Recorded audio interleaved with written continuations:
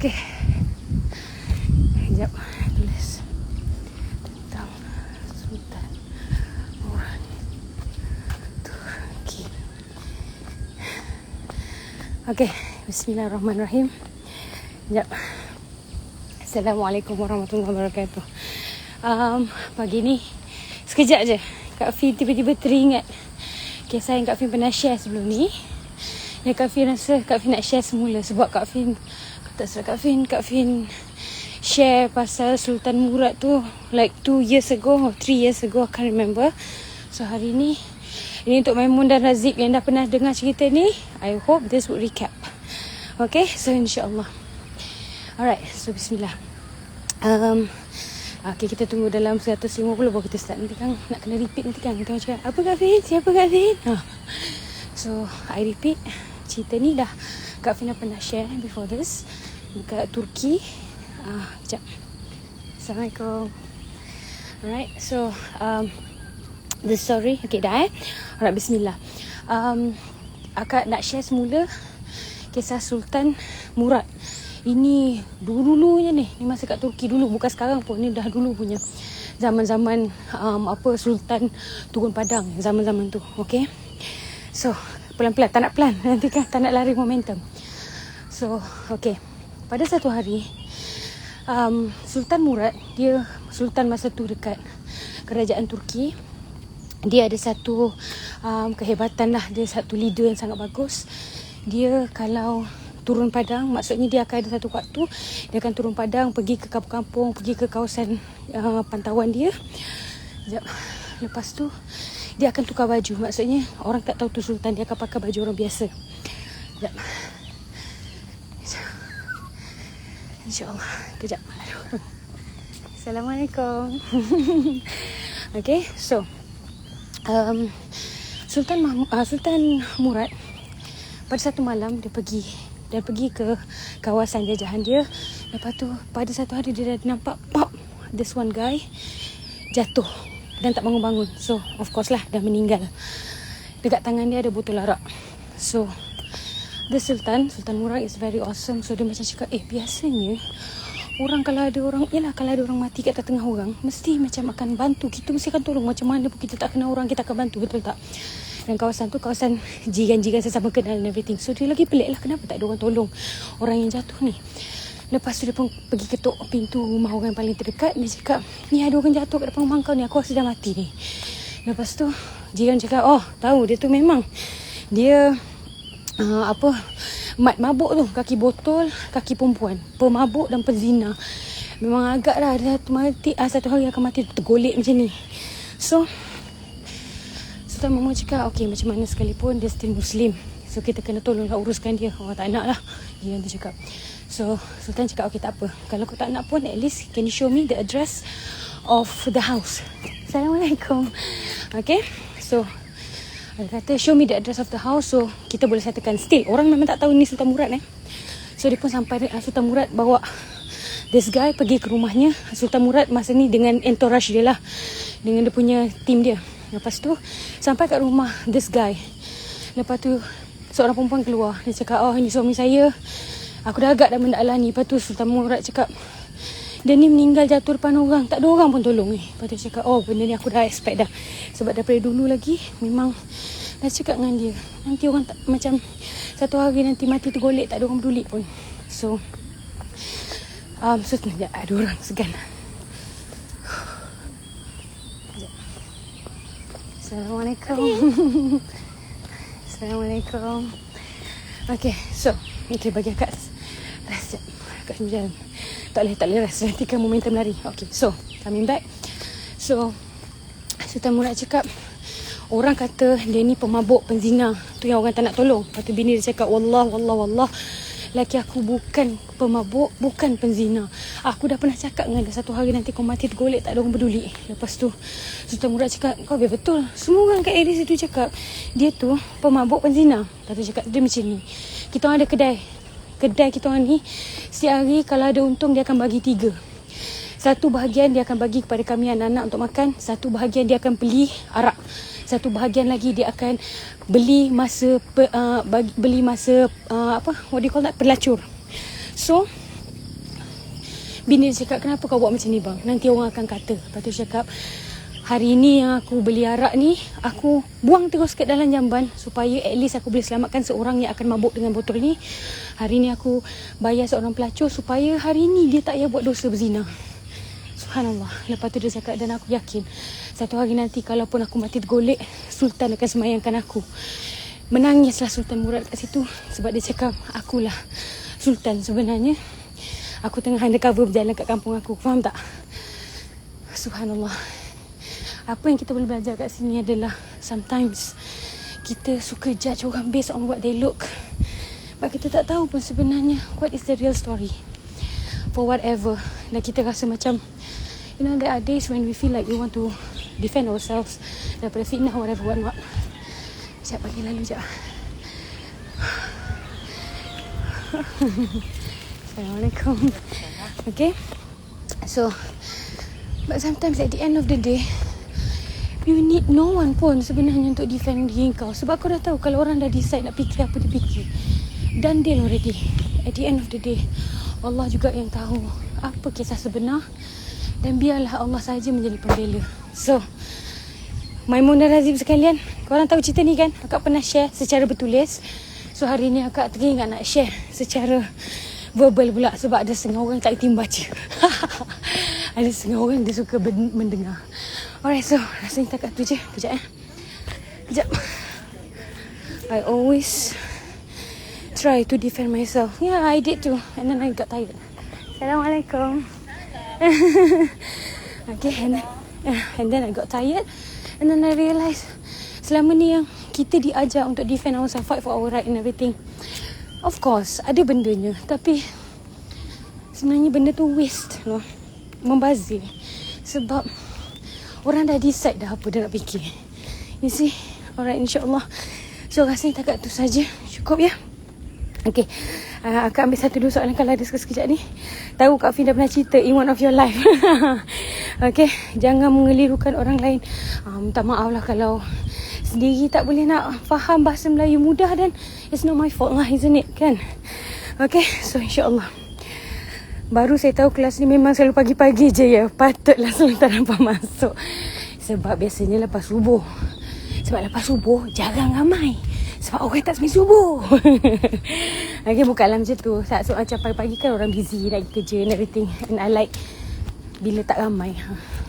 Tu aku tak faham bila orang fikir aku nak followers. I don't care actually. Sebab kalau ada ribu-ribu orang tengok pun tak jadi apa.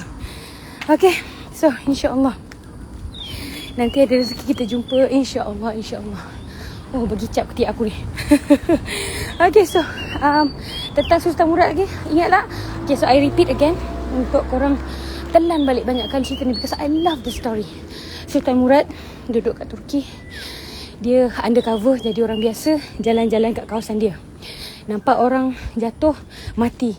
Waktu dia jatuh tu, dekat tangan dia memang ada botol arak. Dan kalau kita pun jadi orang kat situ, kita ni batak viral, betul tak? Kalau kita ni macam nampak ada orang pelik-pelik je, kita bukannya nak tolong, bukan nak tanya. Kita tu macam fikir, macam tu, betul tak? So jangan macam tu. Alright. So insyaAllah, apa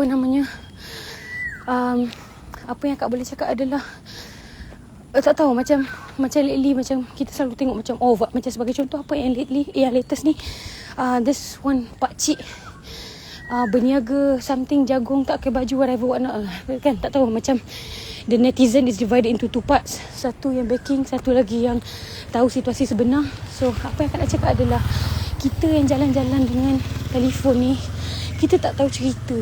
Jangan terus viral dan share. You do not know the story. Okay, so itulah tu. Soalan dekat atas. Sekejap. Thank you for sharing. Sama-sama. Okay, tak habis lagi. Point tadi. Lepas tu, mati tangan pegang botol arak. Lepas tu bila tanya orang kata, dia ni memang setiap malam beli botol arak. Setiap malam bayar pelacur. So, yelah. Macam, kalau kita, kalau aku dah bayar pelacur, confirm lah itu kau. Bukan pakcik tadi. Faham tak? So, many times kita samakan situasi orang dengan kita. What I would do if I were that person. You know? Ya. Sabar. kejap. Okay, alright dah. So insyaAllah kejap akak scroll ke soalan atas. Akak dan Ana, aku tak nak lama-lama ni korang. Okay, so so bawa pergi ke isteri cakap aku dah agak dah begini matanya. So ingat portion 3 bahagian dia bagi, 1 family, 1 beli botol, 1 bayar pelacur. Tapi dua-dua ni dia tak pakai pun. Dia memang ini baru orang nampak lillahi ta'ala. Kau faham tak? Macam kiranya kalau orang lain lah macam saya beli arak supaya saya dapat membuangnya di jamban. Ketika kau buang kat jamban tu, kau snap gambar, lepas tu kau buat caption sedih-sedih supaya orang tahu, wow, dia membantu masyarakat. Padahal dia sebenarnya membazir duit je. Sebab yelah, tapi pahala buat tu ada, cuma pahala niat tu lari sikit lah. Faham tak? Alright. So wallahu'alam bisawab. So tadi ada soalan macam apa tadi, Kak Fin nampak kejap. Sorry korang, akak mengang-mengang ni sebab berjalan. Ni lah. Thank you ya Medina. How to terima teguran dengan hati terbuka? Maybe teguran tu daripada Allah. Apa yang akak buat, akak rasa korang pun nampak, diam je. Kalau orang cakap apa pun, ya kak, baik kak, baik Ustaz, insyaAllah, maafkan saya Ustaz, dah settle. Orang cakap, wah ini nak melawan lah tu, nak menjawab. Walhal kita diam dan angguk ni. Tapi itulah cara kita. Sebab untuk geng-geng degil macam kita ni, ingat senang nak diam. Diam ni aku rasa level yang paling tinggi untuk orang macam kita, kau tahu tak? Sebab orang macam kita ni memang gangster nak menjawab. Sebab daripada kecil kita tahu apa aku buat ada reason. So bila orang cakap kita buat kerana something else, macam orang pandai-pandai justify, kita orang paling pertama biasanya nak berdiri dan cakap apa yang sebenarnya. But kita tahu diri kita. Cara nak terima teguran, benda pertama sekali diam. Kau diam je lah. Kau angguk je lah. Sebab kau tahu you are not answerable to Allah. To people. You answer things to Allah. Okay? Alright. Ya Allah, sangat diam tu kira awesome tak? Betul, aku tahu. Korang-korang ni semua sepesel dengan aku. Jurnalis nak menjawab aja dapat. Wah, cahaya keimanan. Orang tak kenal aku mesti dia ingat aku ni apa benda, gol lawak. Okay? So biarlah orang nak kata apa. Macam ada setengah orang memikirkan, oh Fin Jamal tak nak menjawab, apa macam cara dia nak tunjuk rebel adalah dengan berdiam belakang tapi muka tak puas hati. Itu orang yang decide. Orang yang kata macam, oh ini muka tak puas hati lah. Padahal aku tengah tahan dari menjawab, aku diam. Ada nampak mana-mana that I defended myself? Tak ada, malas. Okay, so insyaAllah. Okay, Kak Pin, aku diam orang lagi risau. Ya, yeah, betul. Dia macam orang dah expect kita. Itulah sebabnya macam kiranya orang dah expect akak menjawab. So bila diorang duk tunggu dah 2 minggu aku tak respon, diorang pun macam boring lah budak ni. Faham tak? Okay, alright. Kadang-kadang Kak Fin kita diam pun orang sakit hati. Tapi at least kita diam, kita tak lafazkan benda yang salah. Faham tak? Kita tak ada bergaduh lagi. Dah macam tu lah. Dah apalah, we'll answer directly with the king of all kings. Yes, Al-Malik. Okay, alright. Lagi soalan? Akak dah soalan ni. Kalau sini maksudnya lagi 10 minit gitu lah, insyaAllah. Okay, wow. Okay, akak buat next time akan nak try under 40 minutes lah. Okay, dah lagi soalan? Tak ada. So ingat lagi, saya diam, orang cakap saya play victim. Macam ni kan akan cakap be unaffected. Orang nak kata apa biar. Okay, kita okay, insyaAllah. Alright. Okay, so Jaiza, saya ada soalan, silakan. Kau nak bagi soalan ke nak bagi ucapan? Kau baik-baik. Okay. Okay, very good question. Diam dengan mak macam mana Kak Fin? Macam mana nak kau reaction muka? Dengan mak bapak, itulah paling kau kena jaga. Memang kita ada jenis mak bapak yang tak berapa betul. Memang ada. Aku tak nafikan benda lah tu. Akan tetapi kita tahu Allah tu paling atas sekali. Okay, so kita tengok apa yang mak bapak cakap tu, adakah dia selari dengan syar'i ataupun tidak. Kalau katalah kita pakai tudung, mak kita cakap kau tak payah pakai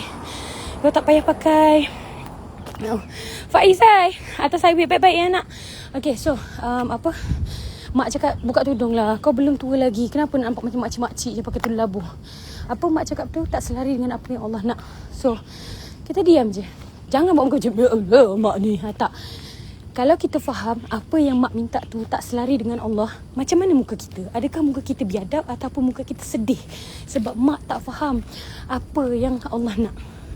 Faham tak? Ada beza weh. Kalau kita rasa memang macam ni, ada beza diam. Diam yang nak menjawab, diam yang nak gangster, diam yang nak rebel, lain dengan diam macam ya Allah, macam mana macam ni sekali boleh jadinya. Beza weh. Faham tak? Tapi muka kita macam mana sekalipun, orang macam kata ni nak gangster lah tu, nak rebel lah tu, itu apa yang dia faham. Tapi kita dalam hati kita diam, cakap ya Allah, apa yang terjadi ni tengah salah, aku jangan tambahkan kekeruhan, baik aku diam je. Dah, InsyaAllah. Okay, alright. Okay, last soalan. Weh, rupanya berjalan laju sambil bercakap membakar lebih banyak lemak. Soalan saya ada kaitan macam Fin cakap, dan Fin suruh diam je, biarkan apa orang cakap, saya faham apa cakap. Betul. Kita nak defend macam mana sekalipun. Cik Wan, saya ingat kes Cik Wan, saya memang sangat ingat. Sebab jarang orang lelaki tanya soalan yang macam tu. Subhanallah, saya bangga lah. Ada lelaki para pembela isteri, subhanallah. Okay, alright. Okay, sama mak tak kenal saya tukar tudung labuh, katanya tak kemas, saya diam je. Lama-lama hati mak sejuk, anak seorang tutup aurat. Yes, of course. Akan ada makcik yang masa awal cakap, tak payahlah macam ni, bukannya Nurah, nanti kau macam kesian, nanti tengok orang kampung kata awak ni kan. Lepas tu orang cakap ada sabar, maksud Angah tak kisah semua ni, Angah tahu apa Angah buat. Lepas tu kita explain lah apa. Lepas tu mak suakak macam, mak sedih kalau orang kata awak. Mak suakak dia jaga kita orang masa mak dah meninggal, so dia macam mak jugalah. Tapi itulah tu, InsyaAllah kalau kita dia macam ni, kembali kepada kisah Sultan Murad tadi, yang dengan orang yang mati yang dituduh penzina dan pelanggan pelacur tu. At the end of the day, Allah je yang tahu. Macam kau bayangkan macam sampai ke sudah orang fitnah dia, macam fikir dia sejahat itu. Faham tak? Sampai ke sudah ada orang nak menang kat dunia, ada orang cakap tak apalah, aku dekat akhirat menjadi. Oh, tadi pagi akak ada share dekat story akak, yang akak cakap pagi-pagi Allah dah jawab. Okay, ni secara jujur lah akak cakap dengan kawan tuan-tuan. Of course, banyak hari kita kuat, ada hari kita rasa macam weh. So kita mengadu lebih sikit lah dengan Allah, kita manja-manja lebih-lebih lah. Okay, so kita cakap ya Allah gini. Soalannya agak spesifik jugalah, cakap ya Allah, boleh tak kalau kita nak tuntut sikit pahala dia, diorang tu bagus-bagus ya Allah, mesti banyak pahala, tapi jangan ambil banyak sangat pahala dia. Kita tak nak lah pula dia masuk neraka, tapi macam nak juga tuntut tu, boleh tak ya Allah? Lepas tu daripada saya tersubuh sebagai betul nampak, apakah kau suka melihat saudara Islammu nanti? Nampak tak macam okay. Subhanallah. So apa yang akan nak cakap adalah, hati orang kita susah pujuk, hati kita ni senang je. Memanglah takkanlah daripada kecil kita, janganlah cuba nampak cara macam ni. Allah dah train kita daripada kecil untuk mengalah. Wah, gitu, faham tak? Dulu akak sakit hati juga. Kenapa asyik Allah je kena mengalah? Kenapa asyik Allah je kena Allah? You know, sakit hati, bengkak. Rupa-rupanya ini cara daripada kecil Allah dah train aku untuk biasa bersabar. Subhanallah, faham tak? Daripada kecil akak benci gila nama akak. Abah akak namakan akak Nur Afina Yanti, cahaya kemaafan kami. Aku sakit hati lah, sebab macam orang expect aku akan maafkan semua orang. So I thought that I'm being a doormat. Maksudnya macam semua orang akan pijak aku, lepas tu aku asyik kerja maafkan orang. Berapa kali orang pijak aku pun aku maafkan aja. Itu je kerjanya. Lepas tu sakit hati lah kan. Tapi bila dah besar ni, bila kita faham, subhanallah, what a beautiful name my father gave me. Abah aku namakan aku dengan sebaik-baik nama. Dia expect aku daripada kecil untuk jadi orang yang sabar dan memaafkan orang. Subhanallah, faham tak? So, alright. Okay, ada saya tak tu je. Aku nak berlari dah. Okay, bye kids. InsyaAllah ingat kisah Sultan Murad ni.